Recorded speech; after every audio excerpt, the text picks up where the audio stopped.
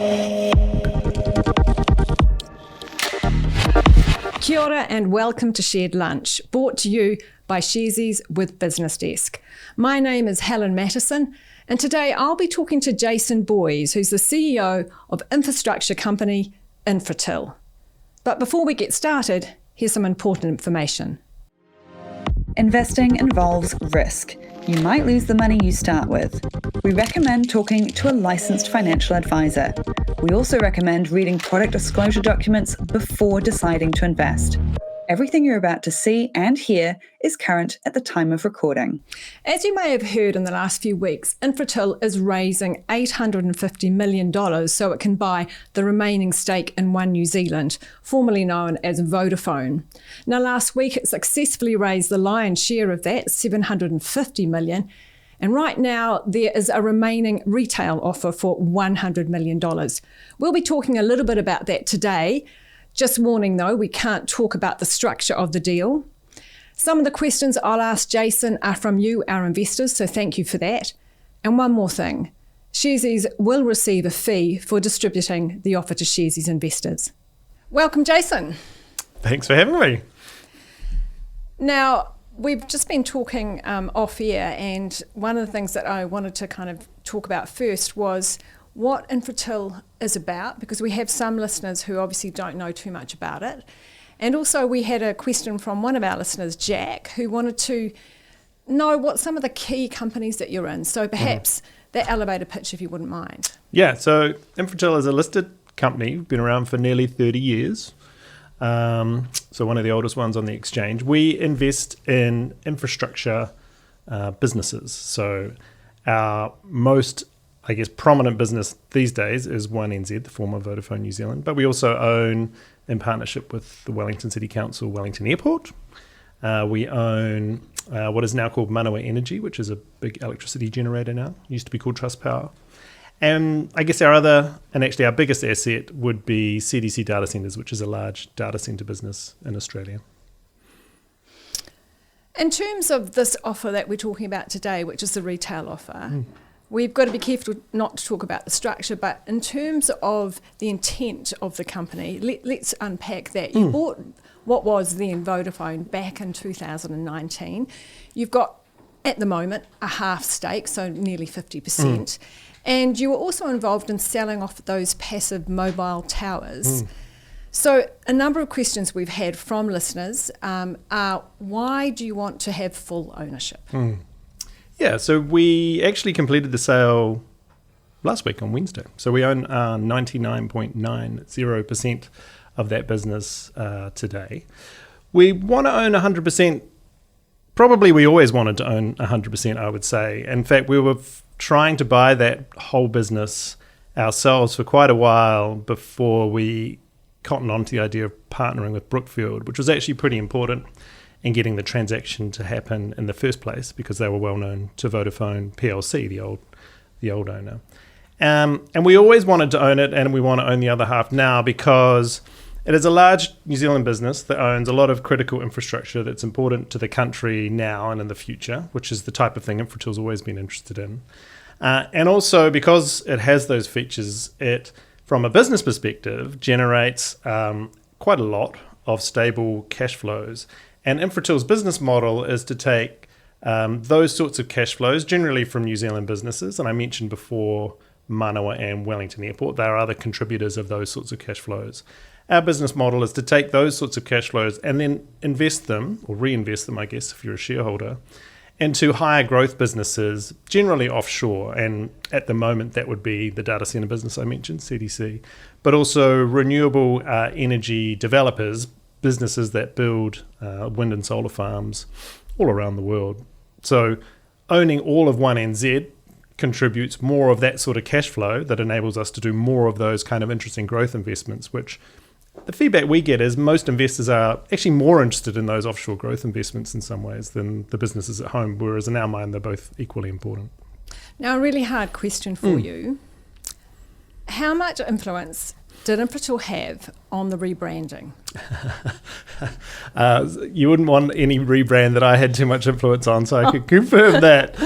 No, I mean, that's all obviously run by the business. Actually, one of the reasons we liked Jason Paris as a CEO, was obviously already CEO of Vodafone before we acquired it, was that he had been through that rebrand at Spark, which had been very successful actually in changing that business after it was split up from Chorus. So it was kind of always in our plan to rebrand it, but it was really fully in his control and in his hands. One of the reasons we liked him is that he knew how to do that, so we left him to it. So you didn't have any dibs? I don't think so. I hope not. I certainly didn't. It wouldn't have been good if I did. It strikes me and other investors that this is quite a traditional digital play. It's a telco. And yet you're credited quite often for being a bit more innovative with infrastructure assets, right? So does it make sense to float it and any time soon? Well, I think when you go back to what I was saying before about why we're trying to get full control of this thing now and have, is that blending of the two types of cash flows. So if there was another source of those cash flows in the future that we would rely on to grow offshore, our whole kind of business model, then yeah, it would. But until that day arrives, really One NZ is a key part of the Infratil portfolio because of the blending it allows. So how long would we be saying it would be in the portfolio before divestment might be an option?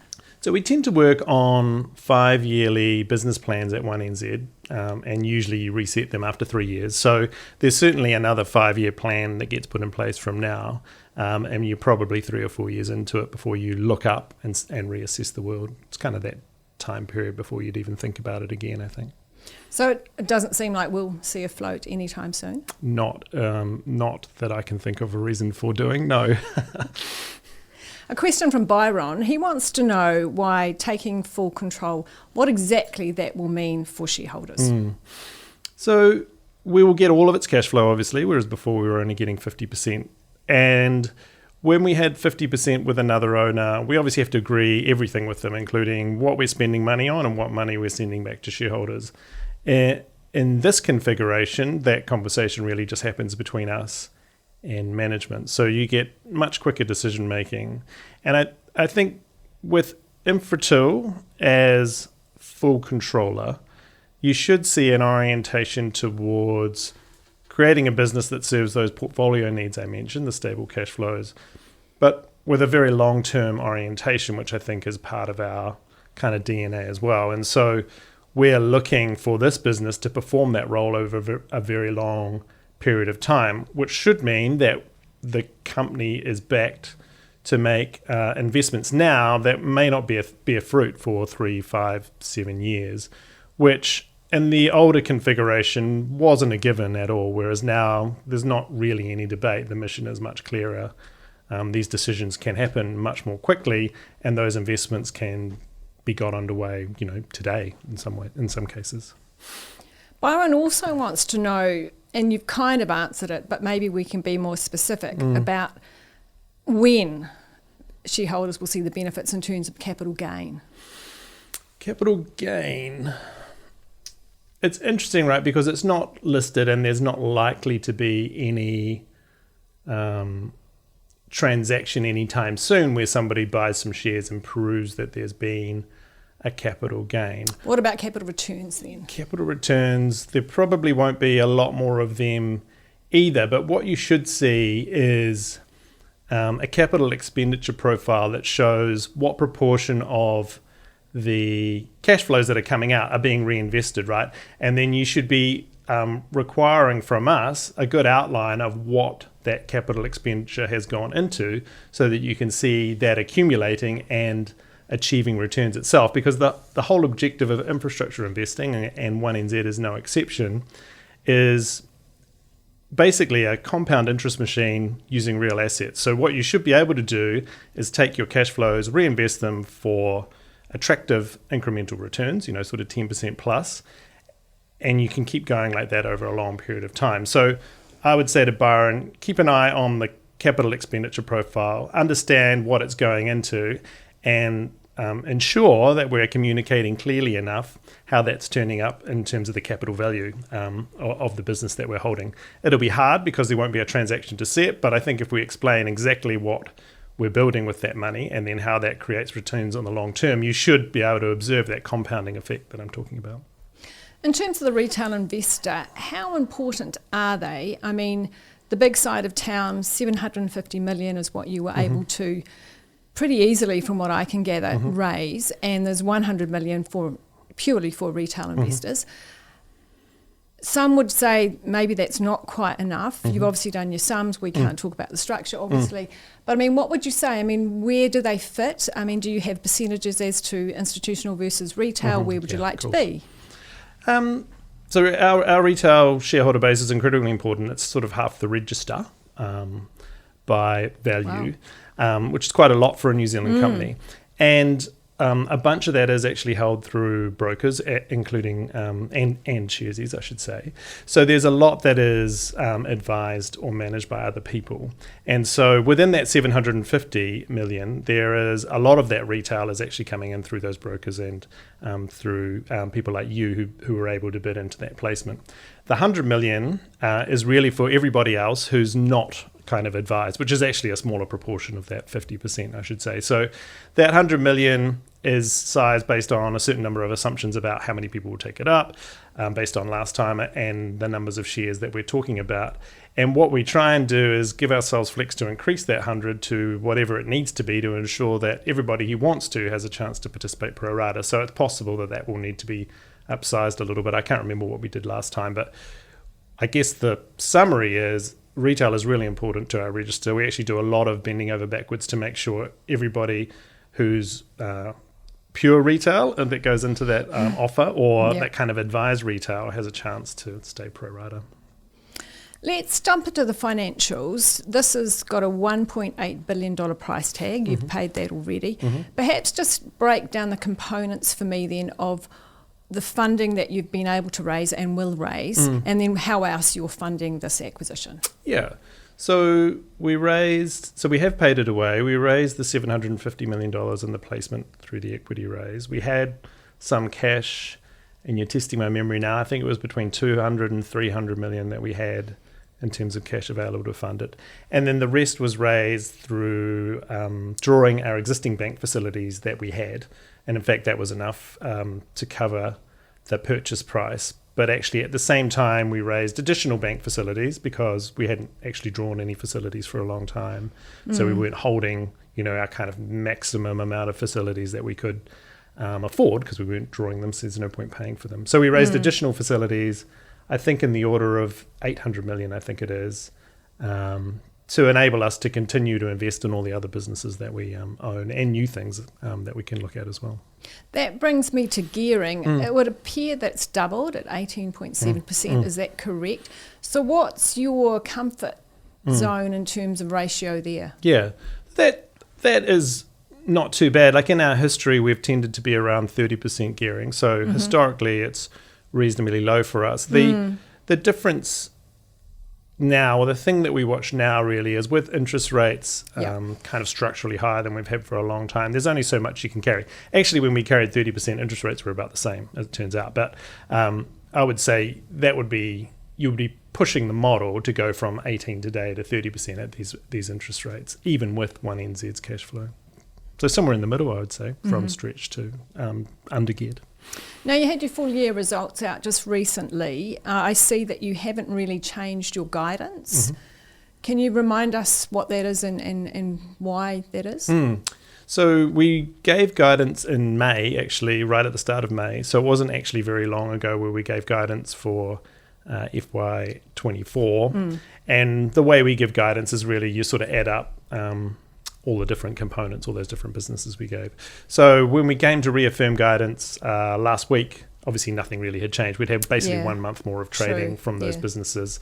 So we didn't adjust them given there was very few data points. And then really all we did was take the other half of 1NZ's guidance that we gave in May and added that to our own. That was the only change we made. Yeah. So it was the only change, right? Okay.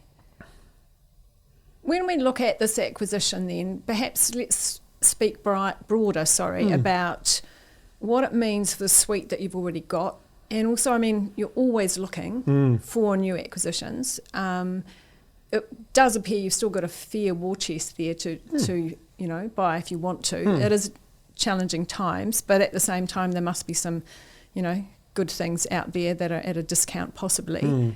So where does this fit then in terms of the categories you're in? We talk about healthcare, we talk about digital, we talk about renewables. Where does it sit and sort of the percentages there and what you're comfortable with? Yeah, it's a good question. So the portfolio with 1NZ at 100% now is, I think, 60-something% digital infrastructure. So that's quite a high conviction position. It's pretty much only two assets, really. So 1NZ and CDC data centers. And they're more or less the same size. CDC might be a little bit bigger in terms of value. Yeah. So although it looks like a big concentration in digital infrastructure, they're actually two quite different businesses, and you could justify splitting them up if you were worried about concentration, I guess, of the portfolio in too many things. We do still quite like digital infrastructure. We quite like, obviously, those two assets, and they perform different roles in the portfolio. So we are happy with that level of concentration, and I don't think it would stop us pushing the concentration of the portfolio in digital infrastructure even further.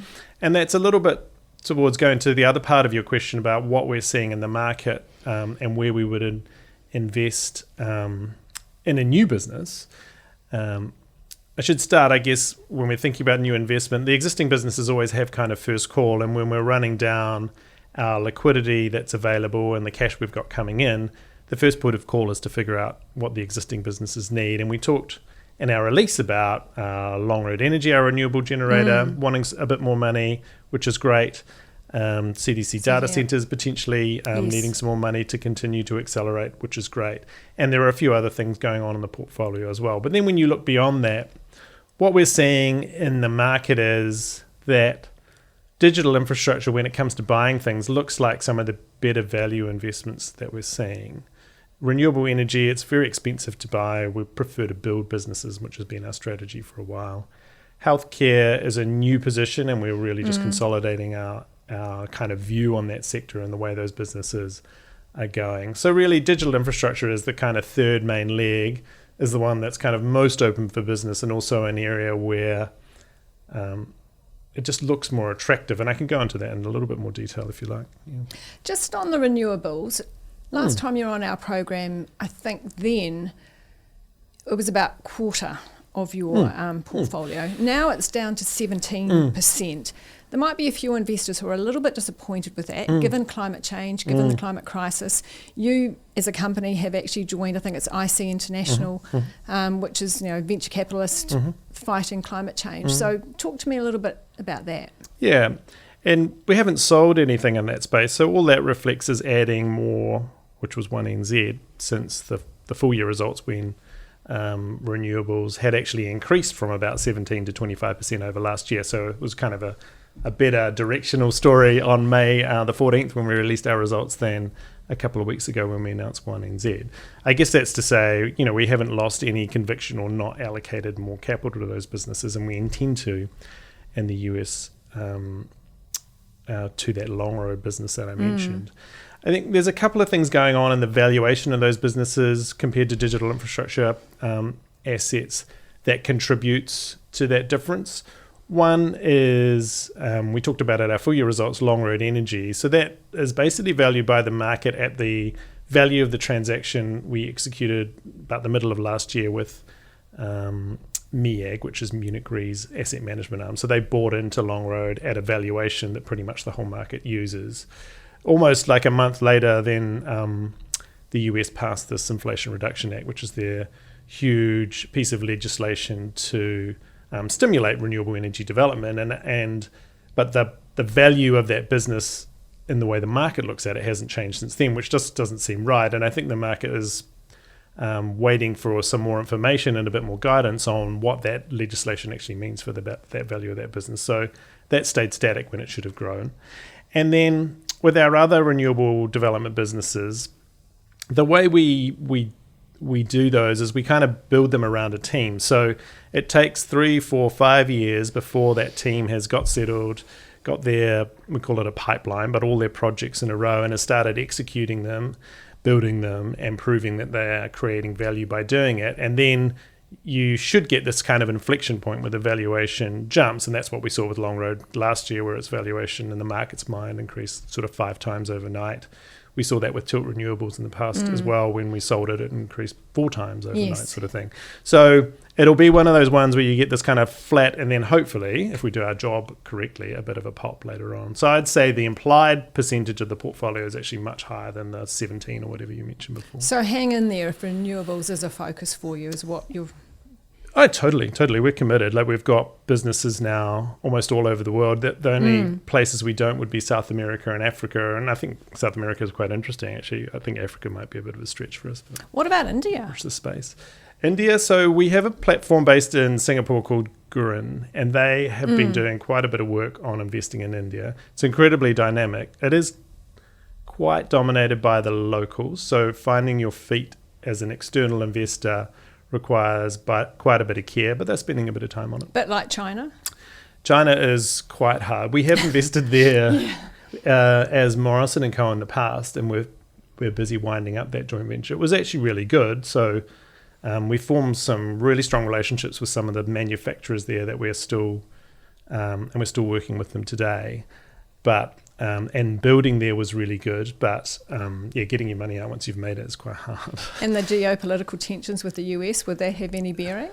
It sort of has to be in your mind, but I guess Goldman Sachs is there and Apple's there, and the phone that's in my pocket was made there, so you sort of have to be a little bit realistic, I think, about what it actually means. Jason, with the acquisition of 1NZ, burning question for many investors is, what are you going to do with it? I mean, it's number 2 telco out of 3 here in New Zealand. Mobile was supposedly pretty strong, and there are other things. So what magic are you hoping to perform? There's a boring answer and an exciting answer, I guess. I'll start with the boring one. The main things that underwrote our investment case are things that telcos all around the world have been doing for years. So there's nothing particularly revolutionary there. And in a lot of ways, Spark has shown the way in New Zealand about how some of these things can be done. And a lot of it is about becoming more simple for customers, which drives simpler business processes, hopefully better jobs for our people, but also, really helping that business control its costs, while revenue in telco tends to remain pretty flat if you look around the world, right? So a lot of the case is centered around doing that stuff really well, which might sound boring, but actually is really hard to do. And the business... because... There's a lot of people, 2,500 people, lots of complexity in these businesses. What about it bringing in AI and streamlining? Yeah, well, I think that will be part of the plan. The business 1NZ is built out of 4 or 5 other businesses, right, that Vodafone NZ acquired and stitched together. But the stitching's pretty loose and has never been done properly. So bringing those together in 1 or 2 simple systems actually has a lot of benefits. And then I think if you roll forward, so that's almost the kind of easy stuff over the next 2 or 3 years, or sort of easy to say and imagine. Beyond that, I think you are talking about introducing machine learning and elements of AI into your business processes to simplify them even more. And that's kind of an example, I think, of an area where Infratil, with a long-term mindset, is much more open to investing in now and building and learning over time than someone who's not necessarily fully focused on New Zealand. So it's kind of one of the little examples that we think about when we think about, wouldn't it be great to get full control of this business so we can start doing those sorts of things now? Quite hard things, but I think they'll be real and over that sort of time period. What would 1NZ customers notice that's different in terms of the services available to them? Well, I guess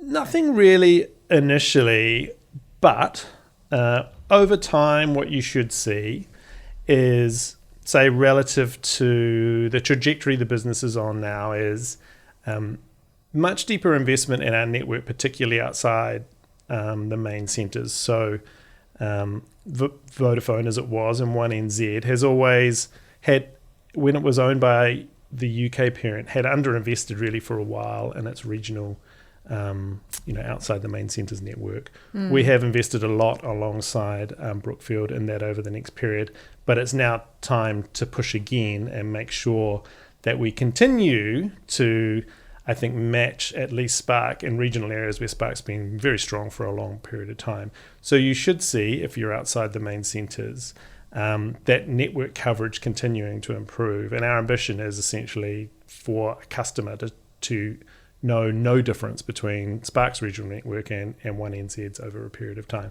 So you should notice that outside the main centres, for example. So the 4G, 5G progression is really... Yeah, so that requires investment. And for some of our towers, to give you a kind of a flavour, they'd been underinvested in for a while. We will jump 4.5G and go straight to 5G because we know that's where people want to be and where our kind of key competitors will be over time as well. So we might as well, roll a truck once and get it done properly this time rather than wait for a year. Does it have the potential to take on Spark? We and Spark are clearly the leaders in mobile in New Zealand. So I don't think there's much more for the business to do to kind of, match Spark in that space. But the areas that we're interested in expanding into over the kind of the next 2 or 3 year period are things like selling software as a service to businesses and enterprises, where Spark has been great for a long time, where again the UK parent, because it was a mobile company, basically didn't allow them to have that business line. And so we can grow off a small base into that client base over time. That's an area where we're a long way from matching Spark, but I think we'll try and get there over the next period. Does it also mean that you would be expanding into the Pacific and the like, or is it just always going to be a New Zealand business? I don't know. I haven't seen anything about expanding into the Pacific, but it's not on the radar today that I know of. Yeah, it's not a bad idea. Oh, well, that's good. Now, listen, we haven't talked yet about risks. Lots of your commentary talks about tailwinds. You're an investor. You're always looking for new opportunities. Of course it will. And yet the commentary is all about headwinds, inflation, interest rates, volatile markets. With any investment, there's risk, particularly for retail investors. So talk me through how exposed you are and how you are hedging or combating those risks. Yeah. So when you think about Infratil, the main risk to worry about that has been on top of our risk register for as long as I've been here is liquidity risk. Because we're an investment company and we from time to time do borrow money like we are now to manage our investments, that those borrowings have to be refinanced from time to time. And so we spend a lot of time making sure we understand when those refinancings are required, trying to spread them across as many years as possible so that if there's an issue at any particular time, it's of only as small a proportion of our financing as we can manage. So that's always something to watch. And if you listen to Philippa's presentation, she's our CFO, we always cover that in our half years and full years. What is that maturity profile? When are these financings coming up? What's the size of them? So that's one thing to watch. The other thing to watch is what the cost of that financing is, and that's obviously increased quite rapidly to levels that aren't actually that high historically, but the pace of the increase is what can put you under pressure. And so we have tended to be pretty conservative in terms of our hedging, so that's the interest rate swaps that we enter into to make sure that we're, basically like fixing your mortgage, if you like, on that borrowing. And we disclose a lot of information about that in our annual report. So you should be keeping an eye on what the market thinks about that. But in general, we've been quite conservative and that's served us well. So that is the main risk about Infratil. I can't emphasize it enough. We think about it always, which is liquidity risk. Because if you then extract from that, we will tend to be invested in businesses that have real assets, that have incredibly long lives, in some cases almost infinite, right, when you think about a dam or an airport. So any short-term market volatility, as long as you can ride through that, you'll still have Wellington Airport at the end of it, the only airport in the country, or a dam like Matahina in the North Island, which, there's only going to ever be one of those. So you should, as long as you think about the investment as a long-term investment and you're sure that we're managing our liquidity risks, everything else should kind of iron itself out over the long term. When I think that the other part to worry about, I guess, is where is our growth focused and what could interrupt that. And our growth is focused really around two key themes, which is that growth in the use of data, and also the growth in demand for renewable energy. And I would say on the latter, I mean, if we don't build more of these things, then we're probably all dead, right? So I would say, yeah, it's kind of the risk that the world doesn't need more renewable energy seems like vanishingly small to me. What you might end up with is kind of fluctuations about where in the world you need as much of it at a certain time, and potentially a bunch of people will come into that market and mean that the margins that we currently earn for developing those projects is compressed. But if our teams are any good, they'll find out a way to make money out of it. Because again, if people can't make money out of building these things, then they won't get built. And back to what I said before, we're all dead. So that one I feel a bit more sanguine about, but I guess that's the one thing you have to worry about. On growth of data, it does seem like it has a huge tailwind. I'm not sure we necessarily understand fully, and I'm not just saying Morrison & Co. or Infratil, but generally, what really drives that, and can you really forecast that continuing to grow at the same rate or faster in the future? Just from your own personal experience, right? I remember when we all jumped on Teams or Zoom or whatever, and it was terrible. The quality was quite rubbish, right? But then they just kind of figured out in the background, right, how to deal with that. The video compression technology gets better, and suddenly, you're probably not using as much data, but you're getting a better product. I would have thought that's going to happen in all these other areas as well, right? So whether it's, generative AI, the amount of data that you need to train one of these things, surely it will compress over time. And that will mean if you own data centers, smaller data centers to train them. If you own fiber optic networks, less shifting of data over them to train these things. So you actually have to have quite a lot of technical innovation, would be my intuition, to continue to happen for the growth in data to continue at the same trajectory. Now, they seem to come up with things, right, every other day. Like last year, I wouldn't have been talking to you about generative AI at all, and now people can't stop talking about it. And then people have been promising AR and VR for ages, but maybe that will actually come right, and again, you'll just get this other burst. So that one, I think, is one to watch, that data growth. I don't have a really firm view. I would say let's keep an eye on that because it's important for all our digital infrastructure businesses. One other thing we haven't touched on much is healthcare. When you talk about growth, I mean, ageing populations, you're in Retire Australia. Where is that going, that business? I think both of them actually are quite different businesses. I would say the digital imaging businesses are more in that stable growing cash flow base with some growth. Whereas Retire Australia and businesses like it that people would be familiar with, like Ryman and Somerset and others, they were actually growth businesses. They don't actually throw off a lot of cash flow. No.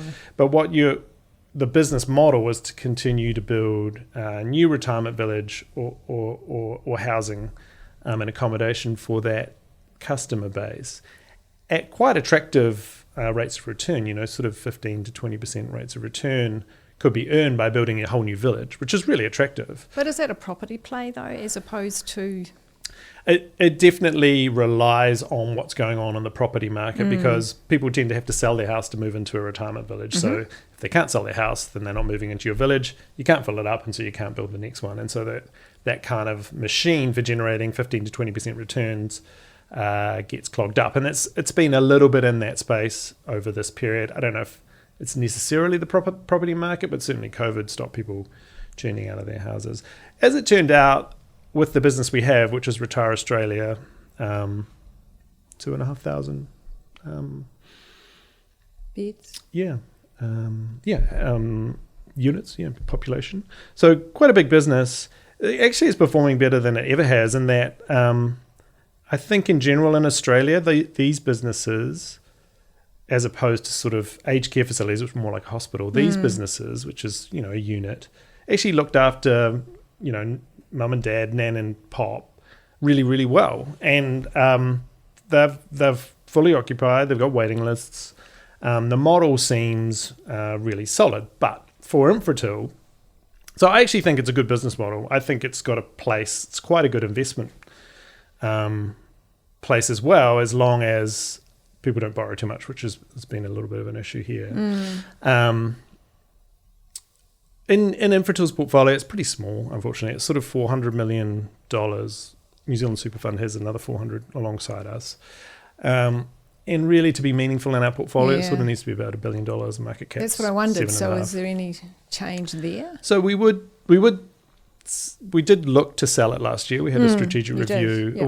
It was probably the single worst time in the history of the world to sell a retirement village business, I would say, in Australia, because I don't know if you remember, but interest rates were really slow to rise there. Everybody knew it was coming. It felt like there was a pop, it was about to pop. And so everybody was really worried about when the RBA finally moved, what that would do to house prices and people moving into villages. I mean, as it turned out, as I said, nothing really happened for our villages anyway. Occupation's really high. So, you do have to call an end to those processes at some point, because the team has to get on with running the day-to-day. They have to look after their residents, and they have to build the new villages they've got in the plan. So we called an end to it, but it wouldn't be a long-term hold for us. I think we will do a few things to the business based on the feedback we got through that process, and then look to exit elegantly or more elegantly in a couple of years or something like that. Okay, a couple of years' time. So one final question from investors. We have one from Tommy, who wants to know, what are you doing to support the Wellington Airport expansion? Well, we are a very supportive shareholder. What is going on with the expansion? So the team's been really busy getting through and out of COVID, and then we're into repricing now. So airports reprice, so they renegotiate with their customers, which is mainly in New Zealand and a bit of Qantas in Wellington. So we're in the middle of that now, which will be at the end of the year. Generally, what happens when you do that with your customers is you agree a CapEx plan, so what you're going to spend money on to improve the airport over that period. So that is all live now, as to what we would agree with our customers is the right thing to do to expand the airport, maintain the airport, and then expand it for future growth. So I would imagine how we get longer haul flights into Wellington will be all part of that discussion. Whether that means we're going to start the runway extension next year, I doubt it very much, but where it fits, where something like that fits into the future plans for the airport, I would expect to be coming up in those discussions. So watch the space.